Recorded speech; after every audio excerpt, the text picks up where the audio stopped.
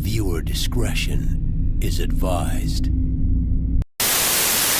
Cleveland, come sit down over here with me. I'd say I'm triggering you, but really, you aren't triggered. No, you just exist now. But since we're on the subject, let's do it. The QB jersey, the QB graveyard, your last playoff game, this happened, this blocked field goal, every Sunday feeling like a bad M. Night Shyamalan movie, and of course, the fumble. It's cool though, having LeBron somehow makes up for this. Cleveland doesn't have cheerleaders. Cleveland, along with the Giants, are the only other team to never have an official squad. The closest thing they have come to is an all-girl-led marching band and grown men who dress up like dogs. Of course, it could be said that if a squad was put together for the Browns, you could simply call them women dressed in Browns gear, or the sorrow leaders, beer leaders, the crying team, or hey look, another QB encouragers. I don't know, but Down with the Brown does have a nice ring to it. And of course, let's go through a quick montage. Cleveland Browns, Jimmy Haslam. Speaking of rich kids dicking around with their dad's money, Jimmy Haslam is the son of Jim Haslam, who founded Pilot Oil Corporation in 1958. Haslam could have gone on and forged his own path, but he worked at his daddy's company, which runs those Flying J rest stops. Flying J was caught in a 5-year wire fraud scheme, and speaking of frauds, that's exactly how you can describe Haslam's management of the Browns. Easily the worst run franchise in all of sports, with Haslam's clueless piloting of the ship to an amazing 1-31 record over the last 2 years. Does anyone remember that Jim McMahon played for the Eagles? Well, older, saltier Browns fans do. Because in 1991, the squad looked like they were cruising to a victory as they jumped out to a 23-0 second quarter lead. The Eagles and Mr. Pluto started to claw back in the first half, and after 3 field goals in the fourth quarter, they scored with 3 minutes left to take the lead for good, 32-30. Sounds like a typical Browns game if you ask me. Technology is amazing, is it not? You can't text while driving, and especially you cannot text while your football team is playing. And that's what Browns GM Ray Farmer was doing to his sideline in 2014. Apparently, he was bitching at his coaches like an ex-wife about what he saw. For this, he was suspended 4 games and fined $250K and fired after the season. Lucky him.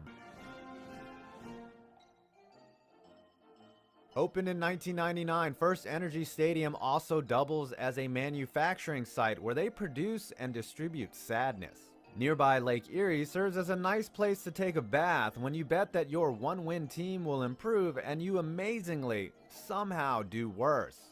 Watch them win 10 games this year.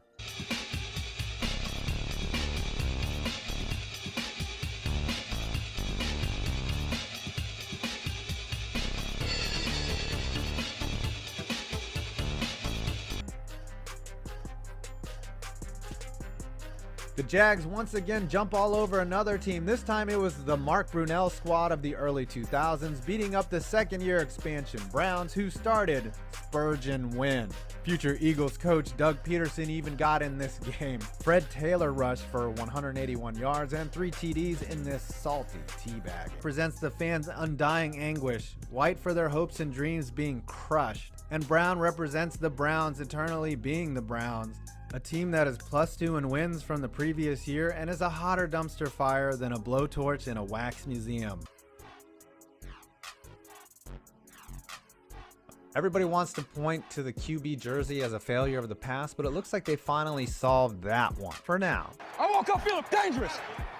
What hasn't been solved is your petulant owner hiring and firing coaches every year. On top of that, the puzzling move of keeping Hugh Jackson after going 0-16 and then firing him this year after winning 2 games and a tie, the most wins and non-wins in 3 seasons. We'll see what you do this offseason. I mean, Condoleezza Rice seems like a valid consideration.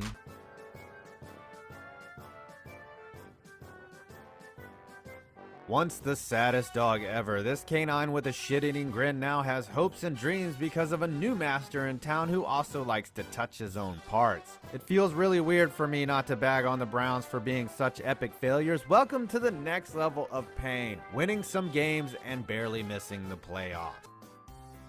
Let's drop in a paper Lombardi here because that's all you've won so far this offseason. We didn't do shit last year. All right, we didn't win anything. We were 3rd in the division, and I don't know where all this is coming from. a kicking net and tissues for Odell's first meltdown, and an additional paper bag to puke in after you blow it. Remember people, it's still Cleveland. Browns fans, sit down. We need to talk. You would be the saltiest fans in all the land if John Dorsey didn't pull some David Blaine level tricks this offseason after literally the worst 2-year stretch in the history of football. You might be stroking yourselves in fresh water like an insane monkey right now, but if the dam breaks, more salt is gonna pour into downtown Cleveland than when LeBron left the second time. I used to feel sorry for you going Hugh in 16, but since then you have talked so much shit this offseason. Need I remind you that the team that used to be you is your division rival and won 2 Super Bowls while last year was literally your best season. And your attempts at talking smack are as cringe as Baker's GQ photo shoot. This dude is like 5'8", man. He can't pull off these fits. You legit got screwed out of a couple dubs last year. Okay, that is a bad call, but you had to wait to drink free Bud Light on account of a tie? Remember, if you go 7-9 this year, it will spiral you into a rage all the thrown bottles in the world can't cure.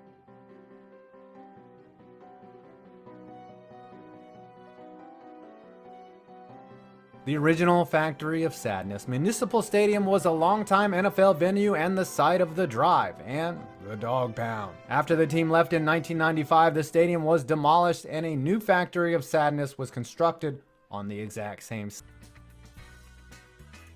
You can argue that the dumbest logo in sports is the Browns logo because a helmet can't go on a helmet and a color really isn't a logo.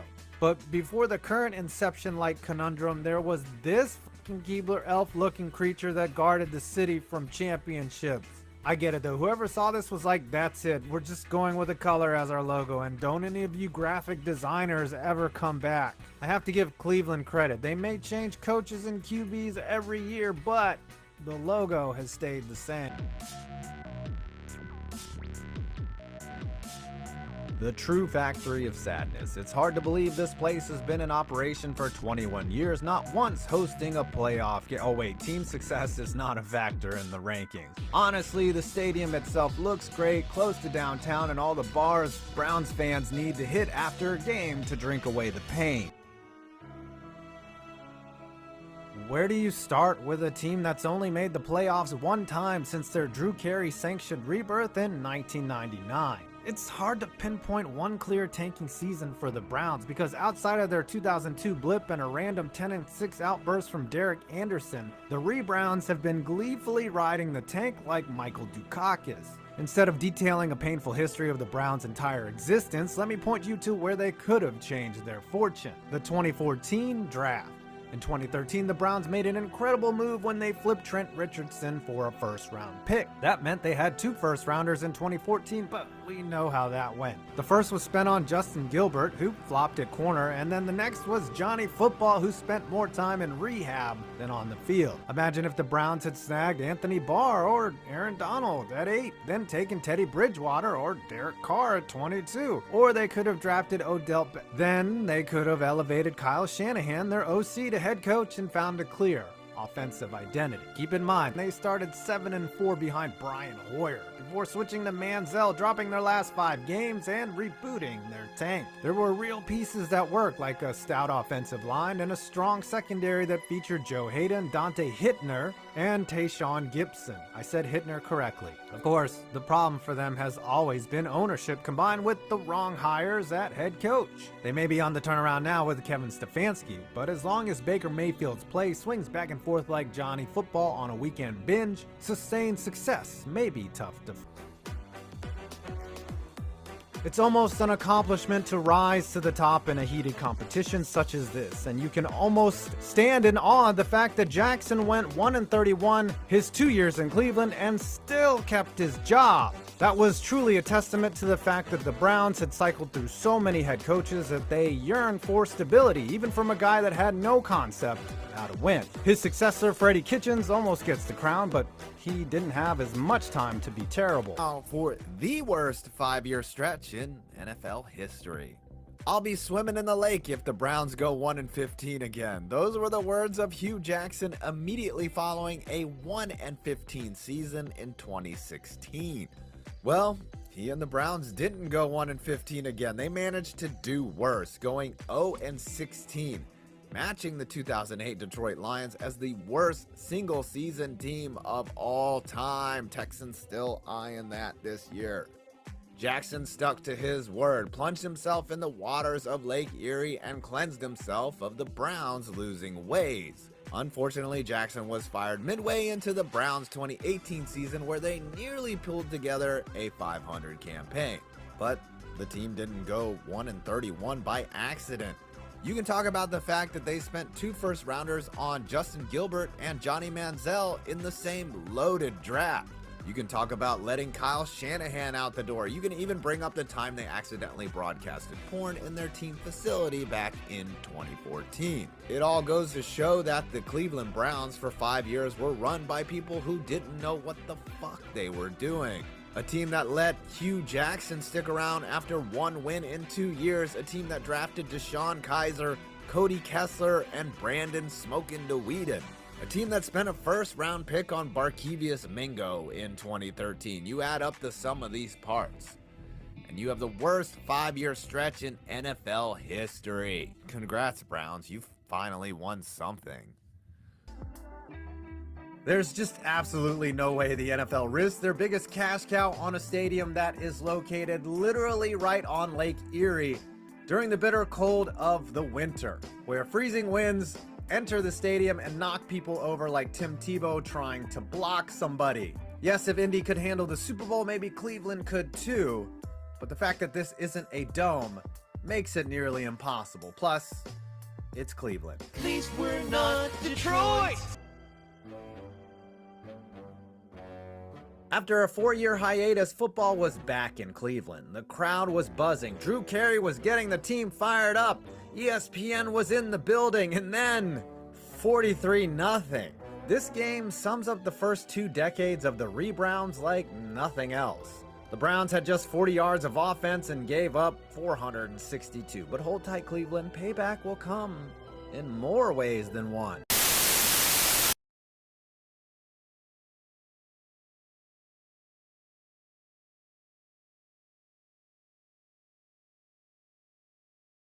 In fact, Antonio Brown will use it. Blocked into the end zone.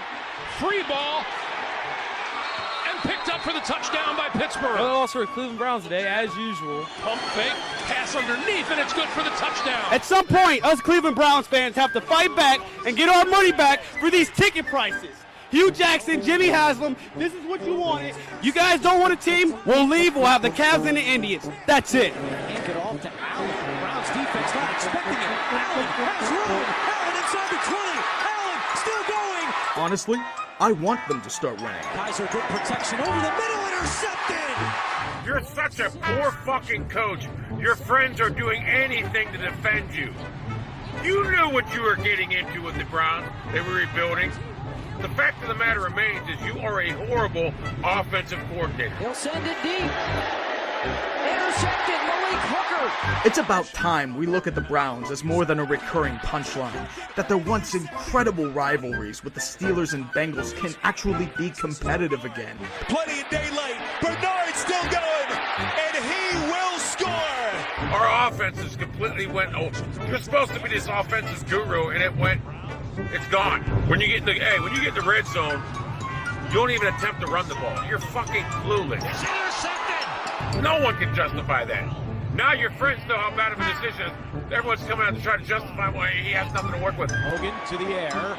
Intercepted. Too high for Duke Johnson. And it's Joseph off to the races. Nobody near him. I know you all always want to know how I think our group is functioning together, and I think very well. Now been together about a year and a half, and I think AB, Sash, Paul, Hugh are working together extremely well. With New England, Kaiser on a bootleg pass, and that pass is picked out of the air. Again, we come up on the short end of the stick. We can't finish one, so that's just kind of where we are. But I thought we had our chances, and we didn't get a chance to. Catch called for and diving catch, and he muffed it. Same thing we see every week, basically. I expect it to happen in various forms, and it always does. At this point, I've been laughing for about 3 years. And the Browns had a trade in place with the Bengals for quarterback A.J. McCarron, but Cleveland did not notify the league until after the 4 o'clock Eastern deadline, and as a result, the trade was denied. And all you have to do is notify the league office you're making a deal. And that's an easy thing, you know. This is the most Brown story of all time. It's a lot simpler than what's been written, truly. This is just a matter of getting to a deal too late in the process. To make it worse, your fan base, the people that actually walk into that stadium, they're going, what are we doing here? In the locker room, the players are going, really? Did that just happen? How did they screw that up? I want to send a message to everyone who ever made fun of Cleveland. You can now officially shut up. Believe me, if I thought Hugh Jackson could help this team, I'd be like, yeah, we'll get one more year, but he's a cancer. I know what's here. I know how we got here. I see it. We all do. I mean, what we got to do is fix it. Another short one. Peppers bobbles it. Ball is loose. Hugh Jackson's a petulant, midget, diminutive, scar-faced pile of shit. Cancer. It's loose. Fowler down there. Ball is still fluttering in the end zone. Smith falls on it. Touchdown. What fan base deserves this? What fan base deserves this? Still going and into the end zone. They have drafted bum after bum after bum. Pump fakes. Here comes Bosa. Football is loose. I think a well-run Browns franchise would be great for football. 2nd and 13. That pass is intercepted. Moments ago, the Cleveland Browns fired their executive vice president, Sashi Brown, the man that headed their personnel department the past 2 years. Run it to Williams. Big hole. The Browns will begin their search for their 9th general manager since the team returned to Cleveland in 1999. Please explain to me why Hugh Jackson is still the head coach of the Cleveland Browns. Hugh Jackson has decided again that he's going to allow himself to be the scapegoat instead of Sashi Brown. Do you understand that it's actually statistically harder for a team to be this consistently bad than it is for them to occasionally accidentally be good? And here's what you have to understand. We don't even expect you to be good. We just want you to be watchable. Do you have any idea how low our expectations are? We don't expect you to win the Super Bowl. We just want you to look better than a Division III high school team. I would be remiss if I didn't say that I understand we've only won 4 games in the last 2 years and only won 1 last year, so we're very realistic about where we are. You never know what happens from year to year, but at the same time, I mean, it can't get much worse than that's true. Because the whistle didn't blow and he fumbles into the end zone. It can't. I mean, let's just be honest. I mean, it can't get much worse than what it is. If we're sitting here a year from now after another 1-15 season. Again, we can't do that. What would that? I can't do that. We're not going to do that. It'll end the round play. This is Darius Hayward-Bay finding the edge. He's still going. 5, and he's into the end zone. The guys who were here before that system, they didn't get real players. And I think, as Bill Parcells would always say, you are your record. Here he goes, the rookie into open terrain, breaking tackles. And the 21-year-old is into the end zone for the touchdown. I got to be honest with you. I am so disappointed in what I'm seeing on Hugh Jackson's offensive side of the ball. I don't know what the fuck he's doing. Territory football is loose. Who's got it? And Pittsburgh has recovered. If Donald Trump can become president, then even Cleveland can be a good football team. Somehow escapes. Kaiser's pass is incomplete. Or the football gods will continue to use them and the Factory of Sadness as their personal toilet. No, I'm not going 1-15. No. Well, I'll be swimming in the lake over there somewhere. So that's not happening. I don't think anybody else could have did this job. I've said that before. I don't think a lot of people could have did this job. So I understand where our fans are. Hopefully in time that will change, you know. They don't like it now. I don't like it any more than they do. But this is the hand that they're dealt. We're dealt. And we got to fix it. That's what we're going to do. No, I don't think anybody else could have stayed in this job for 2 years and be 1-31. I mean, a lot of coaches would have said uncle after last year.